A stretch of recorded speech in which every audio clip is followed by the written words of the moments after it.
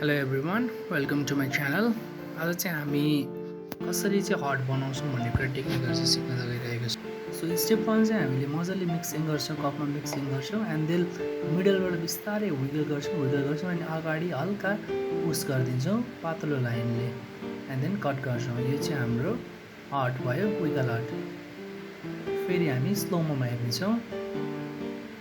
बिस्तारै हामीले विगल गर्छौँ, बिचमा विगल गर्छौँ, अलिकति अगाडि पुस गरिदिन्छौँ विगल गर्दै एन्ड देन अगाडि बिस्तारै स्ट्रेट लाइन कट गरिदिन्छौँ, जसमा चाहिँ हाम्रो विगल आर्ट चाहिँ रेडी हुन्छ।